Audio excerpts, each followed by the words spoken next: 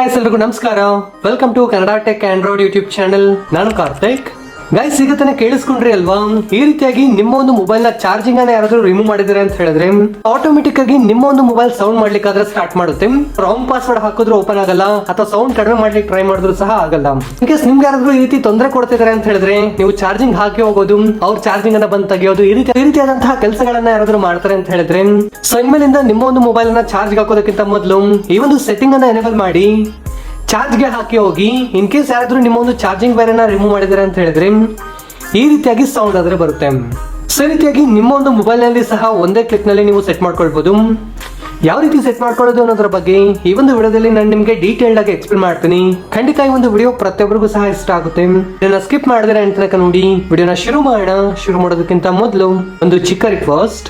Hey guys, ವಿಡಿಯೋನ ಶುರು ಮಾಡೋದಕ್ಕಿಂತ ಮೊದಲು ದಯವಿಟ್ಟು ವಿಡಿಯೋ ಒಂದು ಲೈಕ್ ಮಾಡಿ ಸಪೋರ್ಟ್ ಮಾಡಿ. ಹಾಗೆ ಚಾನಲ್ ಅನ್ನ ಸಬ್ಸ್ಕ್ರೈಬ್ ಮಾಡ್ಕೊಳ್ಳಿ. ಹಾಗೆ ಬೆಲ್ ಐಕಾನ್ ಅನ್ನ ಕ್ಲಿಕ್ ಮಾಡಿ ಆಲ್ ನಲ್ಲಿ ಸೆಲೆಕ್ಟ್ ಮಾಡ್ಕೊಳ್ಳಿ. ಈ ರೀತಿ ಮಾಡೋದ್ರಿಂದ ನಾವು ಇದೇ ತರದ ಇಂಟ್ರೆಸ್ಟಿಂಗ್ ಆದಂತಹ ವಿಡಿಯೋಸ್ ಅನ್ನು ಅಪ್ಲೋಡ್ ಮಾಡಿದಾಗ ನೀವು ಮಿಸ್ ಆಗ್ದಿರ ನೋಡಬಹುದು. ಹಾಗೆ ಎಲ್ಲರೂ ಸಹ ಈ ತರ ಕಮೆಂಟ್ ಸೆಕ್ಷನ್ ಅಲ್ಲಿ ಬಂದು ಈ ಒಂದು ವಿಡಿಯೋ ನಿಮ್ಗೆ ಇಷ್ಟ ಆದ್ರೆ ಮಾತ್ರ ಸೂಪರ್ ವಿಡಿಯೋ ಅಂತ ಹೇಳಿ ಅಥವಾ ಗುಡ್ ವಿಡಿಯೋ ಅಂತ ಹೇಳಿ ಒಂದು ಚಿಕ್ಕ ಕಮೆಂಟ್ ಮಾಡಿ ಈ ತರ ಸೆಂಡ್ ಮಾಡಿ ಸಪೋರ್ಟ್ ಮಾಡಿ ಫ್ರೆಂಡ್ಸ್. ಹೇ ಗೈಸ್, ಈ ರೀತಿಯಾಗಿ ನಿಮ್ಮ ಒಂದು ಮೊಬೈಲ್ ನ ಚಾರ್ಜಿಂಗ್ ಅನ್ನ ಯಾರಾದ್ರೂ ರಿಮೂವ್ ಮಾಡಿದ್ರೆ ಅಂದ್ರೆ ಸೊ ನಿಮ್ಮ ಒಂದು ಮೊಬೈಲ್ ನಲ್ಲಿ ಸಹ ಈ ರೀತಿ ಅಲಾರಂ ಸೌಂಡ್ ಬರಬೇಕು ಅಂದ್ರೆ ಇದಕ್ಕಾಗಿ ಒಂದು ಚಿಕ್ಕ ಅಪ್ಲಿಕೇಶನ್ ಆದ್ರೆ ನೀವು ಡೌನ್ಲೋಡ್ ಮಾಡ್ಕೊಳ್ಬೇಕಾಗುತ್ತೆ. ಅಪ್ಲಿಕೇಶನ್ ಗಾಗಿ ಎಲ್ಲ ನೋಡೋ ಅವಶ್ಯಕತೆ ಇಲ್ಲ.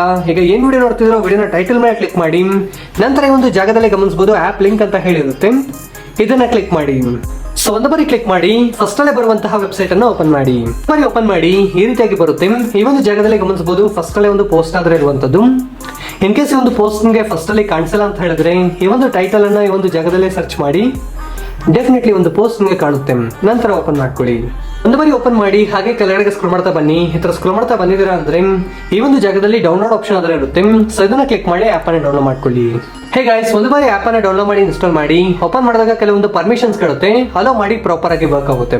ನಂತರ ಒಂದು ಜಾಗದಲ್ಲಿ ನೀವು ಆದ್ರೆ ಗಮನಿಸಬಹುದು ಚಾರ್ಜಿಂಗ್ ಅಲರ್ಟ್ ಅಂತ ಇದೆಯಲ್ವಾ, ಸೊ ಇದನ್ನ ಸೆಲೆಕ್ಟ್ ಮಾಡಿ. ಸೊ ಅದ್ರ ಸ್ಟಾರ್ಟಿಂಗ್ ಅಲ್ಲಿ ಆಫ್ ಅಲ್ಲಿ ಇರುತ್ತೆ.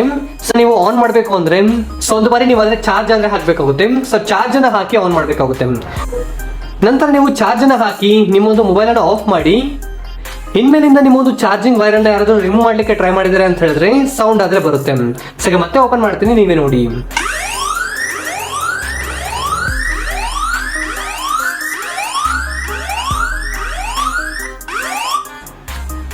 ಈ ರೀತಿಯಾಗಿ ನೀವು ಆದ್ರೆ ನಿಮ್ಮ ಒಂದು ಮೊಬೈಲ್ ಅನ್ನ ನೀವು ಸೆಕ್ಯೂರ್ ಮಾಡ್ಕೊಳ್ಬಹುದು.